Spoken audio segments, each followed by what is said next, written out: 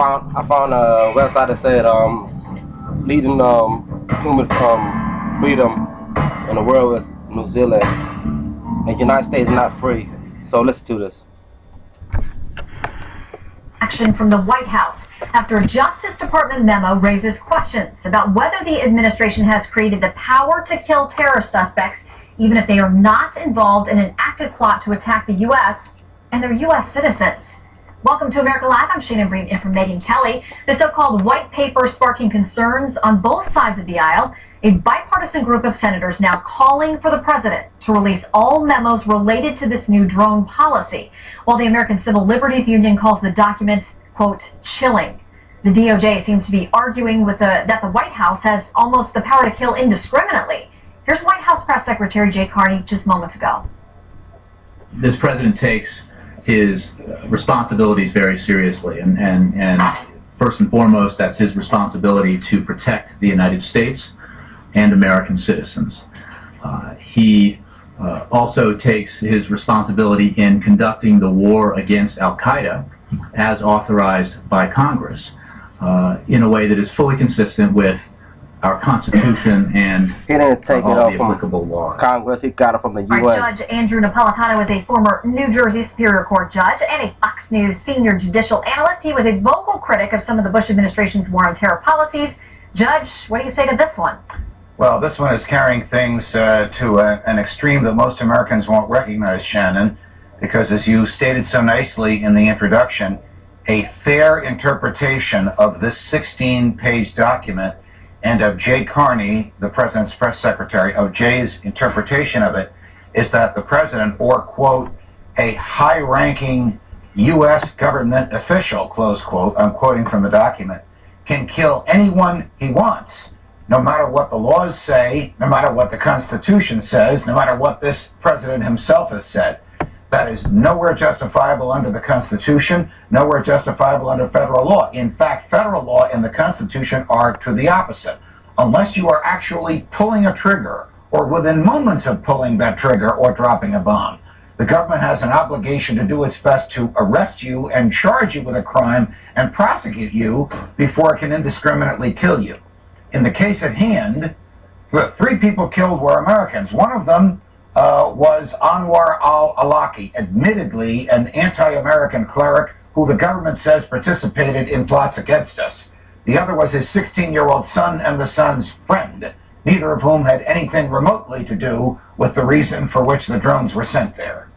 All right, there is this letter we mentioned. It is bipartisan. A number of top-ranking senators, Republicans and Democrats alike, have signed on to this letter to the president, essentially saying we have grave concerns about what's being outlined here. They say it's vitally important for Congress and the American public to have a full understanding of how the executive branch interprets the limits and boundaries of this particular authority. And what they're saying here is that there's a lot of wiggle room in these definitions, and when you talk about being able to kill an American citizen, as you said, without the constitutional right to face a jury and all kinds of other due process and things, there's a lot of gray area there. And even if people would argue it's useful now because of someone like Anwar al-Awlaki, you always have to think of where it leads down the line. And you and I know from law school, one of the first things you learn is the slippery slope argument. Right. Well, I think the members of Congress have a couple of concerns on their hands, on their minds. The first is your argument that this power used today against an unpopular target might be used in the future by another president against a person the president doesn't like, but as to whom there's no moral justification for pursuing whatsoever.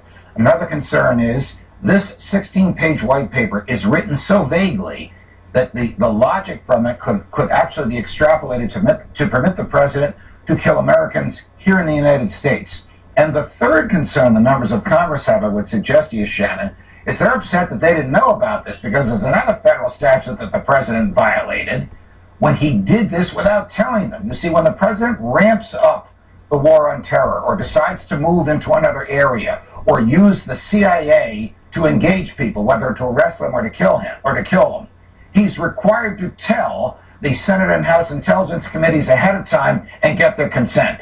He apparently didn't do that, and so they're burned by this. Yeah, not the first time on an important issue that has happened. What about the fact that we have seen other memos unrelated to this out there, but the way that they classify terrorism, they also look at domestic terror issues, and there are those who, there have been memos out there, you've seen them, I've seen them, that have suggested people who have extreme religious views, people who are pro-life. Some of those people could be in some ways considered domestic terrorists. They're on watch lists, or they should be monitored by the government. I mean, how far could this be taken? Well, you know, early in this administration, Janet Napolitano, no relation, the Secretary of Homeland Security, issued a very startling memorandum. And I remember discussing it with Bill O'Reilly in a whimsical way, but it's really terrifying. The memorandum said people who are pro-life, people who believe in the right to keep and bear arms, returning veterans, people who think the government is too big and the IRS is too powerful, could be characterized as domestic terrorists. Well, that group of people could characterize 2/3 of the country. And this language, this frivolous use of language by this administration, and then claiming they have the right to use force to stop dead in their tracks the people who fit into these categories, violates the principles of the Declaration of Independence and violates the supremacy of the Constitution, which they've taken an oath to uphold. This is all very dangerous stuff. The government gets its powers from the consent of the governed. Do you know anybody who consented to the government doing this? Judge, I got to ask you a super quick question. I'm going to get in trouble, but I just need a yes or no answer for you. This administration has pushed the boundaries, as many do, on a number of things, using executive orders, federal regulations, going around Congress.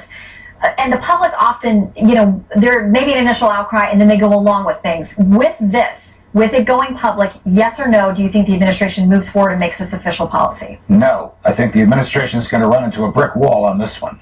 All right, Judge. Great to see you. Good to see you, Shay. So now you tell me that United States free, right? Nah, not really. You got the NDAA. All citizens are domestic terrorists. And New Zealand, ranked #1 in freedom. China. Man, you got my drift. This is how I'm going to put it. I'm going to let y'all know that United States is not a free country no more. And here's Obama's speech about you didn't build that. We can make another trillion or trillion two, and what we then do is ask for the wealthy to pay a little bit more. And by the way, we've tried that before. A guy named Bill Clinton did it. We created 23 million new jobs, turned the deficit into a surplus, and rich people did just fine. We created a lot of millionaires. And you know, there are a lot of wealthy, successful Americans who agree with me because they want to give something back. They know they didn't. If you've been successful, you didn't get there on your own. You didn't get there on your own. I'm always struck by people who think, well, it must be because I was just so smart. There are a lot of smart people out there. It must be because I worked harder than everybody else. Let me tell you something. There are a whole bunch of hard-working people out there.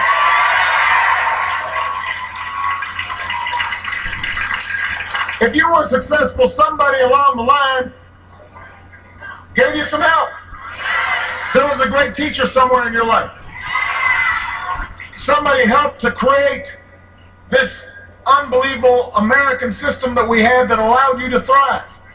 Somebody invested in roads and bridges. If you got a business, you didn't build that. Somebody else made that happen. Well, you heard that about him saying you didn't build that. Look, the United States wasn't built under government. It was built under entrepreneurship. You know, people that's creating business for people that don't have their own idea to work, you know. Well, that's how it is, you know. The founding father was entrepreneurs. You get what I'm saying? You should know. But you know, the sheeples won't know. The sheeples, they think government is their master. Nah, they're not their master. We are the master of the government. We pay the government through taxation for them to work for us. United States is built on entrepreneurship, not government.